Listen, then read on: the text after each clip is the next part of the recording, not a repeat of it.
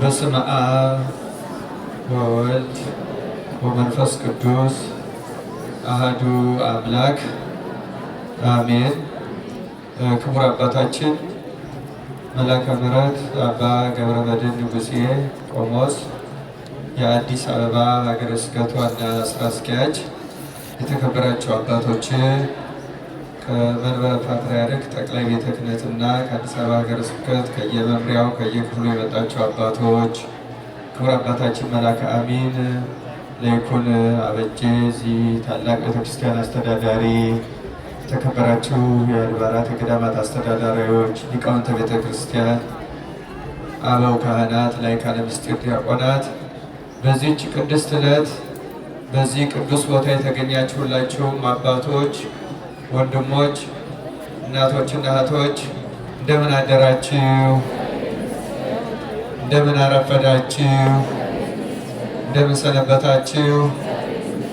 አሜን። ልዑለ ባሕሪ እግዚአብሔር አምላካችን ስሙ ለዘላለም የተመሰገነ ይሁን። ወአርአይከኒ ፍኖተ ሕይወት ወአስገብከኒ ሐሴተ ስለ ገጽከ። ነቢየ እግዚአብሔር ቅዱስ ዳዊት በመዝሙር 15 ቁጥር 11 ላይ ወአርአይከኒ ፍኖተ ሕይወት፣ የሕይወትን መንገድ አሳየኸኝ ይላል። ዛሬ በዓሉን የምናከብርለት ተደጋግሞ ሲነገር እንደሰማችሁት ከ12ቱ ሐዋርያት አንዱ የሆነው እንደተባለውም አንዱ ብቻ አይደለም፣ ልዩ ሐዋርያ ቅዱስ ዮሐንስ ፍቁረ እግዚእ ወልደ ነጎድጓድ አቡ ቀለምሲስ ነባቤ መለኮት እየዳለች ቤተክርስቲያን የምታቆላምጠው ለማቆላመጥም አይደለም፣ እግዚአብሔር የሰጠውን ጸጋ ክብር የምትገልጽለት ቅዱስ ዮሐንስ ወንጌላዊ ከሌሎቹ ሐዋርያ ከተለየበት አንዱ ሁለት ነገሮች ከዚሁ በቀላሉ ማስታወስ ይቻላል። አንደኛውና የመጀመሪያው ሌሎቹ ደቀ መዛሙርት በምድር ላይ የቆዩባቸው ጊዜያት በጣም አጭር ናቸው። ቶሎ ሰማዕትነትን የተቀበሉ ናቸው። የብዙዎቹን ሐዋርያት በዓላት ለየብቻቸው የምናከብረው ቢሆንም በበዓለ ጴጥሮስ ወጳውሎስ ግን ቤተክርስቲያን በልዩ ሁኔታ ታከብረዋለች። በዓለ ጴጥሮስ ወጳውሎስ ለየት ያለ ነው። ከጌታ በዓላትና ከእመቤታችን በዓላት ቀጥሎ የተለየ ክብር ያለው በዓል በዓለ ጴጥሮስ ወጳውሎስ ነው። ልዩ መሆኑን የምናውቀው የጌታችን ሁለቱ ልዩ በዓላት በቀኖና ቤተክርስቲያን ተወስኖ ካለ ጾም እንዳይከበሩ ተብሎ ልደቱና ትንሣኤው ካለ ጾም የሚያከብር ክርስቲያን ሊኖር አይገባም። ብዙዎች አንዳንዶቹ ባለመማር ልደቱ አነስ ያለ የሚመስላቸውና ጾመ ነቢያትም ትርፍ ያለ አግባብ የተጫነብን መስሏቸው እንዲቀነሱ ሁሉ ጥያቄ የሚያቀርባሉ። አጽዋማት ሁሉ ቢቀነሱ ጾመ ነቢያትና ጾመ እግዚእ በፍጹም የማይቀነሱ አጽዋማት ናቸው። ከጥንቷ ቤተክርስቲያን ጀምሮ በቀኖና ተወስኖ በልዩ ሁኔታ የሚጾም ሕዝባቸው ጾም አጥቶት ተፍረክርኮባቸው ተጨንቆባቸው እየሻረ ያስቸግራቸው ግሪኮች እንኳን የቀኑ ቁጥር ቀንሰውለታል እንጂ ጾመ ነቢያትን ሳይጾም የኢየሱስ ክርስቶስን ቀዳማዊ ምጽአት ልደቱን ሊያከብር የሚገባው ክርስቲያን መኖር ስለሌለበት ያለ ጾም በምንም መንገድ ከማይከበሩ በዓላት አንዱ የጌታችን የመድኃኒታችን የኢየሱስ ክርስቶስ የልደቱ በዓል። ጾሙም እጅግ የከበረና ታላቅ በዓል። አንድ በዓል ከጾም በኋላ የሚከበር ከሆነ በዓሉ እጅግ በተስፋ የሚጠበቅ ታላቅና ገናና በዓል ነው ማለት ነው። ከሱ ቀጥሎ የእመቤታችን የእርገቷ የፍልሰቷ ነገር በጾም ነው የሚከበረው። ይህም እመቤታችን ከፍጥረት ሁሉ የከበረች በልዩ ናፍቆት በልዩ ሱባኤ ራስን በማስገዛት በንጽህ በቅድስና ሰንብቶ በዓሏን ለማክበር ልዩ ዝግጅት ማድረግ የሚገባ ስለሆነ ከእርሷ ቀጥሎ እንዲሁ ያለ ጾም በዓላቸው ሊከበር አይገባም።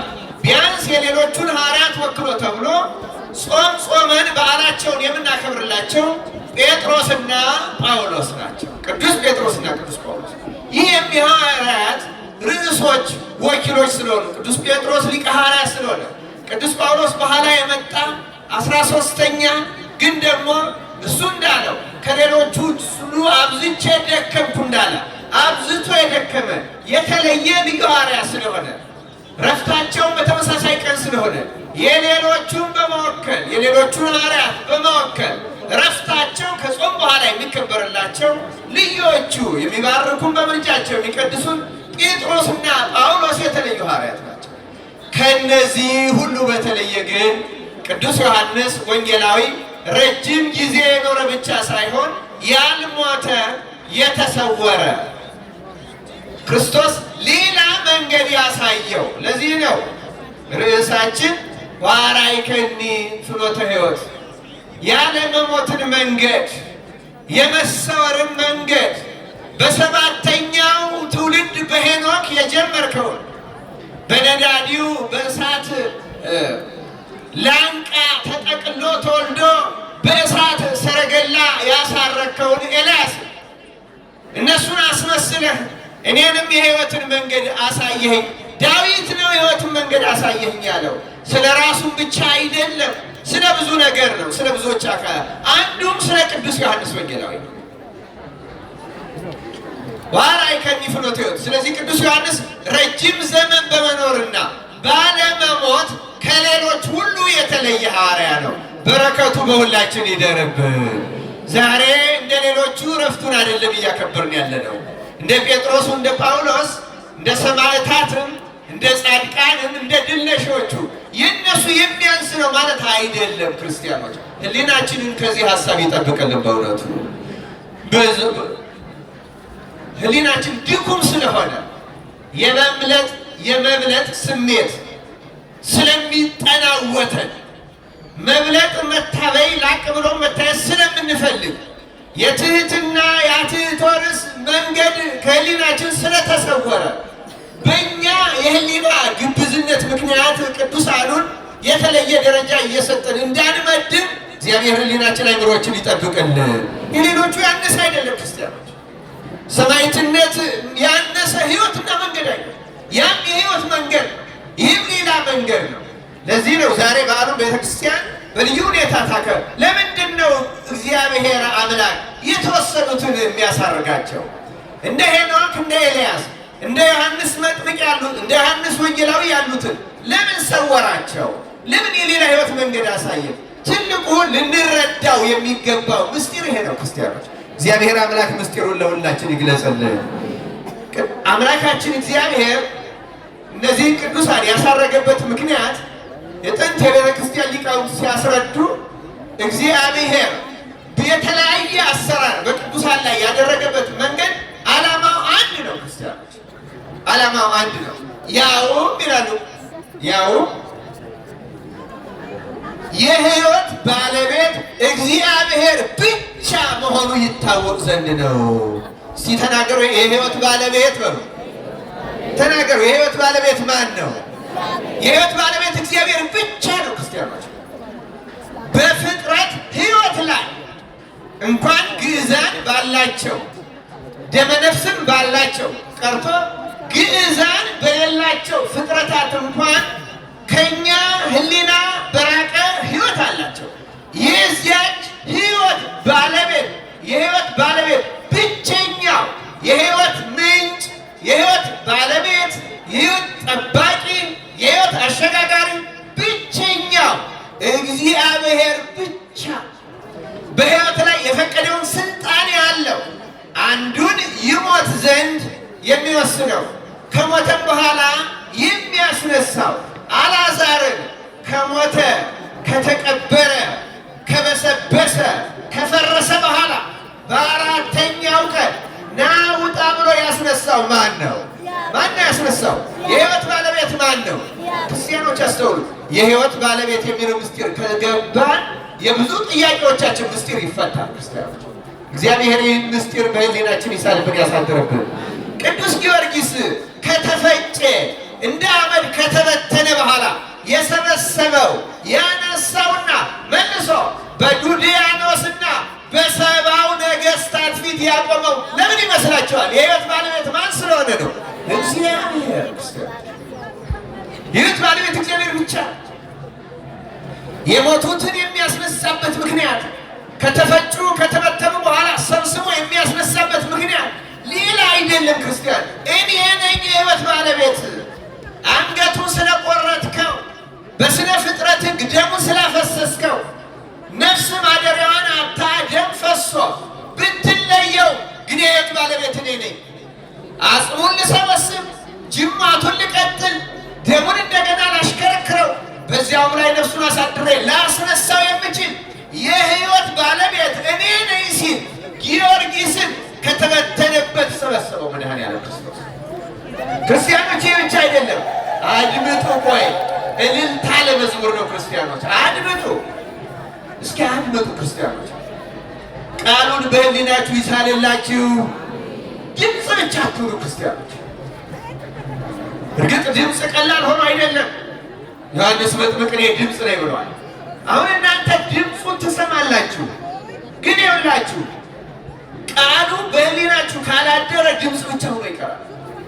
ድምፅ መልእክትን ጆሮ ድረስ ያደርሳል ይላል ቅዱስ ባስልዮስ። ከዚያ በኋላ ይቆማል። መልእክት ግን ወደ ልቡና ገብቶ ይጻፋል። ያ ቃል በወረቀትም ቢጻፍ በህሊናም ቢቀመጥ ከህሊናም አይወጣም። በወረቀት የተጻፈው በህሊና እንዳለ በወረቀት ይጻፋል። ለዚያ ነው ጌታ ቃል ነው ያለው ዮሐንስ ወንጌላዊ ዛሬ ባሉ ነብላክ። ዮሐንስ ግን ድምፅ ነው። ድምፅ ቃልን ይዞ ይመጣል። ድምፅ ውጨኛ ነው፣ ከአፍ ይቀራል። ድምፅ አንሆን ያልኳችሁ ከውጭ እንዳይቀር ነው። ክርስቲያኖች ቃሉ በህሊናችን ይሳልብን ይደርብን። እዩ ክርስቲያኖች፣ የህይወት ባለቤት እግዚአብሔር ነው። መዝሙር 36 ላይ የህይወት ምንጭ እርሱ ነው ይላል ዳዊት። የህይወት ምንጭ እርሱ ነው። እኔ ህይወት ነኝ፣ እኔ መንገድ ነኝ አለ ጌታ መድኃኒዓለም። እኔ እውነት ነኝ፣ መንገድ፣ እውነት፣ ህይወት። ህይወት ክርስቶስ ነው። የህይወት ምንጭ እርሱ ነው።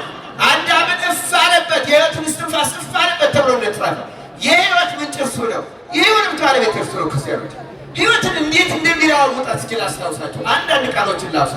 ታስታውሳችሁ ያላችሁ የሎጥ ሚስት ምን አደረጋል? ዞረሻቲ ከተባለች በኋላ ዞራ በማየቷ ምን አደረጋል? የህይወት ባለቤት እሱ ነው። ክርስቲያኖች ይኸው ነባቢቷን፣ ለባዊቷን፣ ህያዊቷን ነፍስ ገንዘብ ያደረገችው ያችን የሎጥ ሚስት ልክ ግዛን እንደሌለ ፍጥረት የጨው አምድ ያደረጋት። ናቡከደነፆርስ ምን አደረገው? አንበሳ አድርጎ ሳር አስጋጠው። 7 ዓመት በምድረ በዳ አንከራተተው። የህይወት ባለቤት ክርስቶስ ነው። ክርስቲያኖች የሞቱትን ማስነሳት ብቻ አይደለም። አቤሜሌክ ግን ስንት ዓመት ነው ያስተኛው?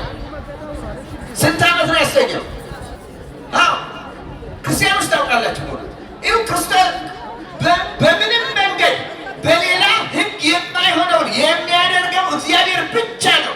እኔ መጽሐፍ ቅዱስን የምገላልጠው የእነ ናቡከደነፆርን የእነ ሎጥ ሚስትን የማመጣው የእነ አቤሜሌክን ይሄ ሁሉ በህይወት ላይ ስልጣን ያለው እግዚአብሔር። አንድን ሰው 68 ዓመት አስተኝቶ የሚያስነሳ ማን ብቻ ነው? እስኪ ነገሩ ማን ብቻ ነው? ሌሎችም ሰዎች አሉ ረጅም ዘመን የተው። በእኛ ቤተክርስቲያን ታሪክ 7ቱ ህፃናት ደቂቅ የሚባሉ በኤፌሶን 373 ዓመት የተኙ በእንግሊዝኛ ጉግል አድርጋችሁ የተፈዘ ሰቨን ስሊፐርስ ብትሉ 373 ዓመት። ለምን?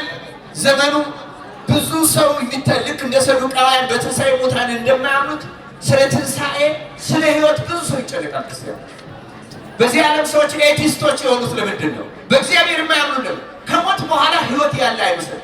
ቁልፉ ጥያቄ የህይወት ጉዳይ ነው። ስለ ህይወት ከገባን የህይወት ፈጣሪዋ ማን እንደሆነ፣ ባለቤቷ ማን እንደሆነ፣ በእርሷ ላይ ስልጣን ያለው ማን እንደሆነ ከገባን እግዚአብሔርን ማመናችን አይቀርም። እነዚህ 7 ህፃናት አሁን ቱርክ ውስጥ ኤፌሶን ዮሐንስ ወንጌላዊ ያስተማረባት የራሱ የዚህ ወንጌላዊ ቦታ ናት። እዛ ዋሻቸው ዛሬ ቱሪስት ይጎበኘዋል። ምክንያቱም ሰዎች በክርስቶስ ማመን ይጠራጠራሉ። የሕይወት ባለቤትነቱን የሕይወት ምንጭነቱን ይጠራጠሩ ነበረ።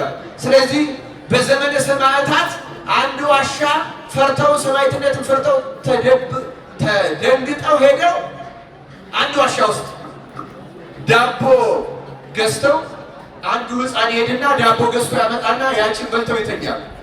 እና አንድ ቀን እንደተኙ 373 ዓመት ተኙ። 373 ዓመት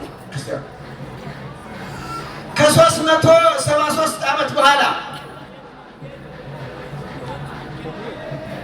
ክርስትና ተረጋግቶ በሚሰበክበት ዘመን አሁንም ሕይወትን ጥያቄ ውስጥ የከተቱ ከሞት በኋላ ሕይወት የለም፣ ከሞት በኋላ አንነሳም የሚሉ መናፍቃን ተነስተው እንደገና አስቸገሩ። በዚያ ጊዜ እግዚአብሔር ከ373 ዓመት በኋላ ከተኙበት ዋሻ አነቃቸው። እነሱ የመሰላቸው ማታ ተኝተው ጧት የተነሱ የመሰላቸው። ከዚያ በኋላ ዳቦ ሊገዛ ተረኛው ተደብቆ ሲሄድ ኤፌሶን ከተማዋን ተለዋውጣለች። ያ የአሕዛብ ዘመን አልፏል።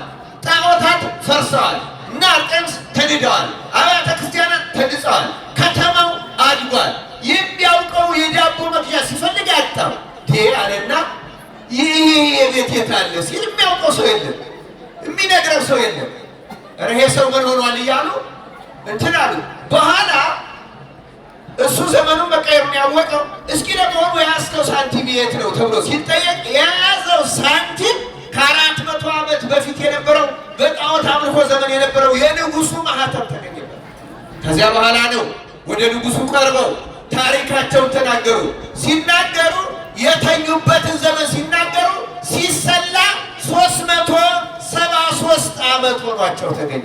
ይሄን ያደረገ የቅዱሳን አምላክ መድኃኔዓለም ክርስቶስ ስሙ የተመሰገነ ይሁን። ክርስቲያኖች እዩ፣ አስተውሉ ክርስቲያኖች እዩ፣ ክርስቲያኖች እግዚአብሔር አሰራሩ ድንቅ ነው፣ ድንቅ ነው። የሁሉም ዓላማ ግን የሕይወት ባለቤት እግዚአብሔር መሆኑን መግለጥ ነው። ሄኖክን ያሳረገው ለዚህ ነው። ክርስቲያኖች አለመሞት ይችላል። የተፈጥሮ ግዴታ አይደለም። የተፈጥሮ ሕግን የሰራው እግዚአብሔር ነው። ክርስቲያኖች ይህ ምናየው የተፈጥሮ ሕግ ማርጀትን፣ መድከምን፣ የቆዳ መሸብሸብን፣ የሰውነት አለመታዘዝን ይህን መሰለ የሰራው ማን ነው? እግዚአብሔር። ሊለውጠው ይችላል አይችልም? ይችላል። የነገ አሁን የካቲት 8 ልደተ ስምዖትን እናከብረዋለን። እናውቀ የለም እንዴ ስምዖንን 300 ዓመት እሱ ትንቢቱን ከተረጎመበት 285 ዓመት አልጋ ላይ እንደተዋን አጣብቆ አርጅቶ ጌታ 40 ቀን ሕፃን ሆኖት ወደ ቤተ መቅደስ ሲመጣ ግን በመንፈስ ቅዱስ አስነስቶ አምጥቶ ጌታን በመታቀፍ እንደ 30 ዓመት ጎልማሳ አድርጎ ያደሰው እንደገና የሰራው ማን ነው? ክርስቶስ። ምንድን ነው የሚነግረን? የሕይወት ባለቤት ክርስቶስ ነው። ሰውነታችን ይቀይራል ከፈለገ ያድሰናል። ሲፈልግ 300 400 ዓመት አስተኝቶ ያስነሳል። ሲፈልግ ያረጀ የደቀቀ እንደ ተዋን ካልጋ የተጣበቀ የማይንቀሳቀስ ሰውነትን እንደ ወራዙት እንደ ጎልማሶች አድሶ እንደ ጥጃ ያዘልለዋል። ሲፈልግ እንደ ዮሐንስ ወንጌላዊ እንዳይሞት ያደርገዋል። ሲፈልግ እንደ አልዓዛር ከሞተ በኋላ ያስነሳዋል። ሲፈልግ ሰውን እንደ በቅቢት የጨው አምድ ያደርገዋል። ሲፈልግ እንደ ናቡከደነፆር አውሬ ያደርገዋል። በሕይወት ላይ ስልጣን ያለው ማን ነው? ማን ነው ስልጣን ያለው? ክርስቲያኖች የሕይወት መንገድ ያለው ክርስቶስ ነው። በሕይወታችሁ ሁሉ ስልጣን ያለው እሱ ነው። አትጨነቁ ክርስቲያኖች። ጌታ ደጋግሞ ስለምትበሉት ስለምትለብሱት ስለዚህ አትጨነቁ ብሏል። ማቴዎስ ወንጌል ምዕራፍ 6 ላይ እንደተጻፈ እግዚአብሔር ስለ ሕይወታችን ከመጨነቅ በጸጋው በቃል ሁላችን በቸርነቱ ይጠብቀን። የምናከብረው ዛሬ የዮሐንስን መሰወር ብቻ አይደለም። በዮሐንስ መሰወር የምናከብረው የእግዚአብሔርን የሕይወት ባለቤትነት እየነገሰ ያለው እየከበረ ያለው የሕይወት ባለቤት እግዚአብሔር። ዮሐንስ የሰወረ የሕይወት ባለቤት እርሱ ነው። የምናከብረው ይሄን የሕይወት ባለቤት አምላክ ነው።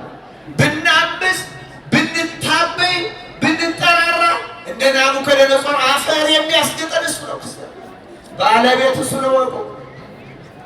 እንደነ ኮቲባ ጦጣ ዝንጀሮ የሚያደርግ አንዳንድ ሰው ታምረ ማርያም ላይ ስለሆነ ቀል ይመስላል። ይህ ሕይወት ባለቤት እግዚአብሔር አይደለምን? የወደደውን ያደርግ ዘንድ እንዳያደርግ የሚከለክለው ማን ነው? በሕይወት ላይ ስልጣን ያለው ማን ነው? እንዴት አዋቂዎች ሕይወትን ባለቤቷ ሌላ ያደርጓታል? ያለ እግዚአብሔር ምንስ የሚሆን ምን ነገር አለ? ምንም የለም። ስለዚህ ክርስቲያኖች የመጀመሪያውና ዋናው የበዓሉ ትርጉም የሕይወት ባለቤት እሱ መሆኑ ነው።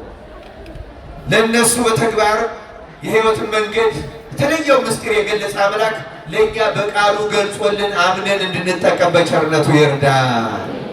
የተወደዳቸው የእግዚአብሔር ቤተሰቦች ፀሐይ ነው፣ ክብረ በዓል ነው። በተለይ ሊቃውንቱ አድረዋል። ረጅም ጊዜ አልወስድም።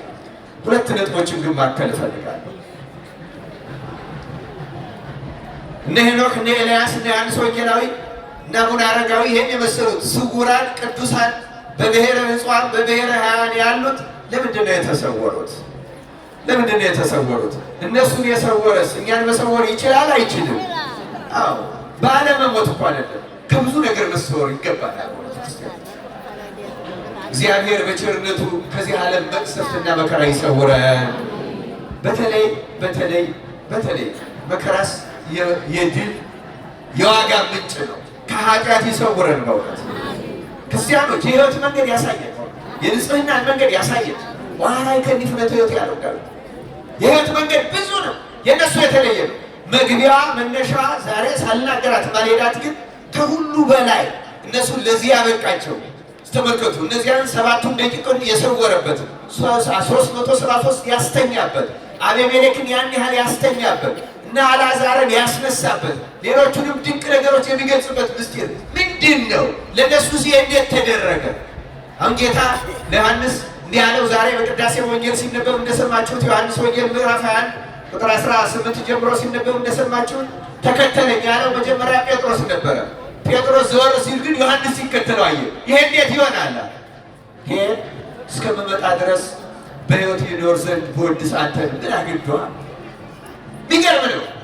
ምስጢሩ ራሱ የሚገርም ነው። ጌታ ዮሐንስም ይሄን አለው ከመሞቱ በፊት አይደለም፣ ከሞተ ከተነሳ በኋላ ከማረጉ በፊት ፍኖተ ሕይወት የሕይወት መንገድ ነው ያሳየው። ምክንያቱም የሕይወት መንገድ ክርስቶስ ነው። ለዚህ መንገድ ያበቃቸው መሰረታዊ ነገር ግን እምነት ነው። ምንድን ነው ባልኳችሁ? እምነት። ክርስቲያኖች አሁን ብዙዎቻችን እምነት አለ። አዎ መሰረታዊ እምነት አለ። በተለይ የእምነት እውቀት አለን ብንል ይሻላል። እግዚአብሔር አምላክ መሆኑን ማህያዊ የሕይወት ምንጭ መሆኑን አሁን የተናገርነው ያለ ሌላውንም እናውቃለን። ቅዱሳን የሚያማልዱ መላእክት የሚጠብቁ መሆናቸውን እናውቃለን። ገቢራዊ እምነት ግን የለንም ክርስቲያኖች። በልቡናችን ሰውን ከእግዚአብሔር ጋር የሚያገናኘው በልቡ ውስጥ ያለች እምነት ይሆናል ይደረጋል የምትል ጌታ ያለ የሰናፍጭ ቅንጣት ታክል እምነት ይኖራችሁ ይህን ተራራ ከዚህ ተነስ ወገድ ብትሉት ይሄዳል አለ ጌታ። ገቢራዊ እምነት ብዙ ችግር አለበት ክርስቲያኖች። አሁን በዚህ ዘመን ብዙ ሰዎች የምግባር ችግር ነው ያለ ይላሉ። እውነት ነው፣ ሰፊ የምግባር ችግር አለ። እውነት ለመናገር ግን የምግባር ችግር ቅጠል ነው፣ ከኋላ ከግንዱ ላይ የበቀለ ነው። ግንዱ ዋናው ችግር የእምነት መጉደል ነው። ክርስቲያኖች አስተውሉ። ክርስቲያኖች እምነት የለንም አላልኳችሁ። እምነታችን ግን ጎደሎ ነው። ምንድነው እምነታችን? ጎደሎ ነው። ይህንን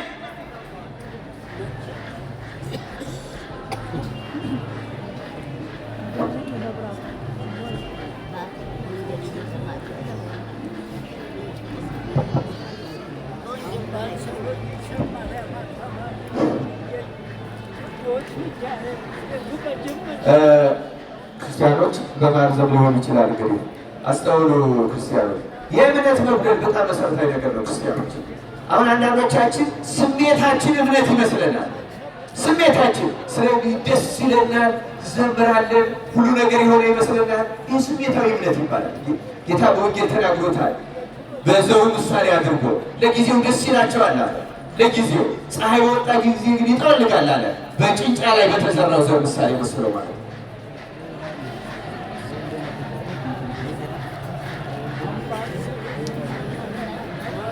እና ክርስቲያኖች አስተውሉ። ስሜታዊ እምነታችን ከፍ ያለ ነው። እንኳን እኛ ቅድም አግኝተን የተናገርኩለት ሊቀ ሐዋርያት ቅዱስ ጴጥሮስ ብዙ ጊዜ ስሜት ይልጠው ነበረ። ጌታ በባህር ላይ የተራመደ ሲመጣ ጌታ መሆኑን ካወቀ በኋላ ጌታ ሆይ እኔን ልምጣል ና ተባለ። ብድግ አለና ባህሩ ላይ ገባ። መጀመሪያ ተራመደ። በኋላ ግን ልብ ውስጥ የጠለቀ እምነት ስላልነበረ ባህሩን አይቶ ተናወጸ፣ መስጠም ጀመረ። ጌታ ሆይ አድነኝ አለ። አንተ እምነተ ጎደሎ አለው ጌታ። ምን አለው ጌታ? እምነቴ የጎደለ ጌታ። በነገራችን ላይ ደቀ መዛሙርቱ በተደጋጋሚ እምነተ ጎደሎች ብሏቸዋል። እምነተ ጎደሎች ያላቸው በጌታ አምነው ተከትለውት ሁሉን ትተው ተከትለውት ወጥተው ሁለት ሆነው ተሰማርተው አጋንንትን አውጥተው ታምራት አድርገው ከመጡ በኋላ እንዲያውም አንድ ጊዜ ማቴዎስ ወንጌል ምዕራፍ 17 ላይ እንደተጻፈ አንድ ጋኔን እምቢ አላቸው። በኋላ ሰውየው መጣና ወደ ጌታ አቀረበው። ጌታም እሱን ገስጾ አዳነው። ካዳነው በኋላ ጌታን መተው ጠየቁት። ለምንድን ነው እኛ ያላስወጣነው? አንተ ያስወጣኸው እኛ ያላስወጣ። እናንተ እምነታችሁ ስለጎደለ ነው። ምን ስለጎደላችሁ አላቸው? ተአምራት ለማድረግ በቅተው እንኳን ሕጸተ ሃይማኖት ተገኝቶባቸው ነበረ።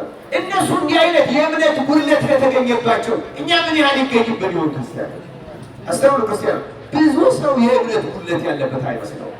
እውነት ነው የምናገረው። በዚህ ዘመን ከባዱ ችግር የእምነት ጉድለት ነው። ኦርቶዶክስ መሆናችን ሃይማኖቱ ትክክል ነው፣ እኛ ግን ትክክል አይደለም። ክርስቲያኖች መሰረታዊ እምነታችን ትክክል ነው፣ እኛ ውስጥ ያለው መታመን ግን ብዙ ጉድለት ያለበት ነው። ይህን መሙላት ያስፈልጋል። ዋናው ችግር ይሄ ነው። ክርስቲያኖች ጊዜ የለኝም እንጂ ከመጽሐፍ ቅዱስ ብዙ ታሪኮችን ያሳያቸው ነበር። በተደጋጋሚ ጌታ የገሰጻቸው እናንተ እምነተ ጎደሎች እያለ ነው ጌታ። በታንኳም ሲሻገሩ እሱ ታንኳ ተኝቶ ማዕበሉ ተነስቶ ሲናወጡ ጌታ ላይ ልጠፋ ነው አድነን ሲል ተነስቶ የገሰጻቸው እንዲሆን እናንተ እምነተ ጎደሎች ያለ ደቀ መዛሙርቱ ያላቸው በተደጋጋሚ እናንተ እምነተ ጎደሎች 4-5 ጊዜ በላይ በወንጌል ተጽፏል። ክርስቲያኖች እነሱ ከጌታ ጋር እያሉ እያደሩ ያን ያክል እምነተ ጎደሎች ከነበሩ በእኛ ዘመንማ እዚያ ነው ጌታ በኋላ ሉቃስ ወንጌል ምዕራፍ 18 ላይ እንደተጻፈው በውኑ የሰው ልጅ ዳግመኛ በመጣ ጊዜ በምድር ላይ እምነትን ያገኝን ይሆንን ይላል።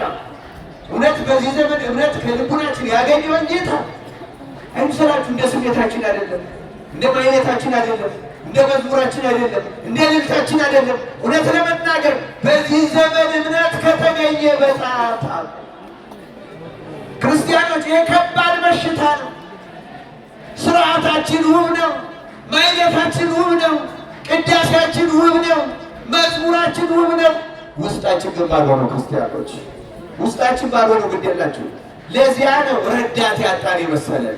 ለዚያ ነው ጸሎታችን መልስ የማያገኘው። ጌታ እኮ ብሏል፣ አምናችሁ የጸለያችሁትን ነገር እንደተቀበላችሁ ልቡናችሁ ካመነ ይሆንላችኋል እኮ ያለ አይሆንም ያለው እኮ።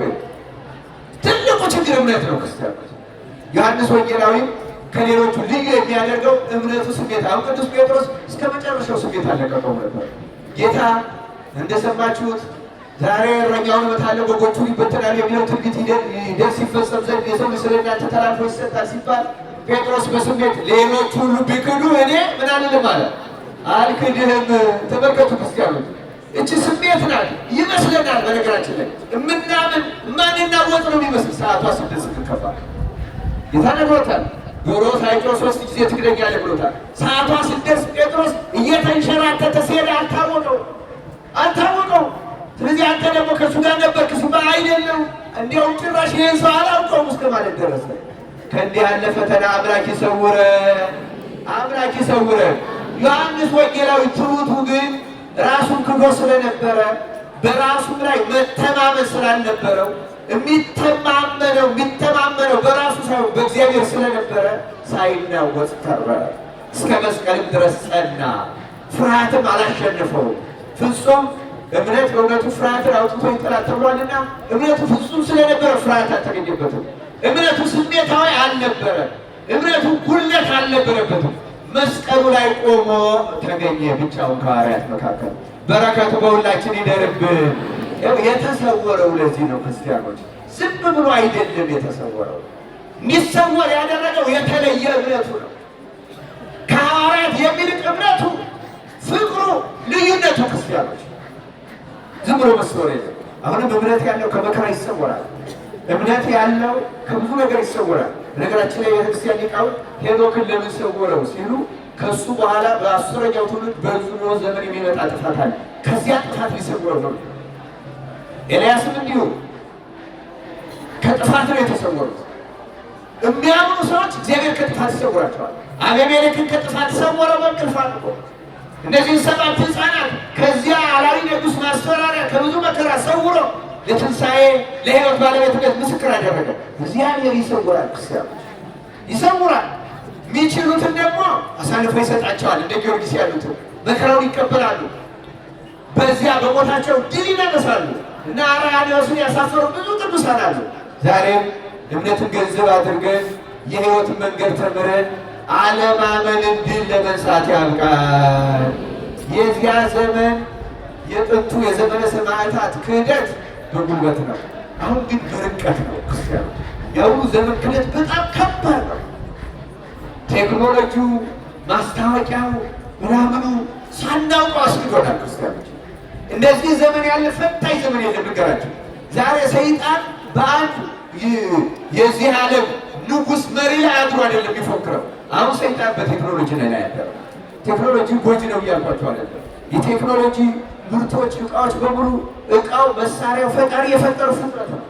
ሰይጣን በሰው ልብ ያድራል፣ በእቃው በማንኛውም ያድራል። ሰይጣን ከፍጥረት የተለየ ነው። ፍጥረትን ለሰይጣን እንዳትሰጡ ክርስቲያኑ።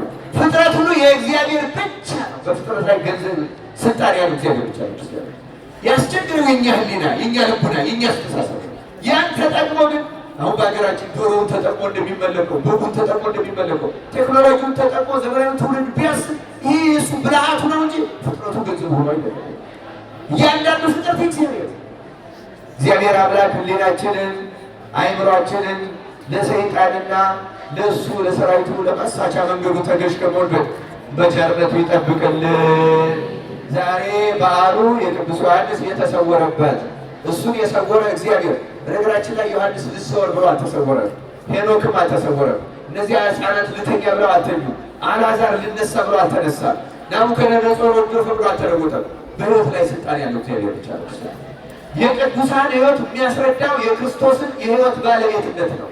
የቅዱስ ጊዮርጊስ መሞት መነሳት የክርስቶስን የሕይወት ባለስልጣን መሆኑ ያስረዳል እንጂ የጊዮርጊስን አቅም ያስረዳል። ጊዮርጊስ ምን አቅም አለው? ያለ ክርስቶስ ምን አቅም አለው? ምንም አቅም የለው።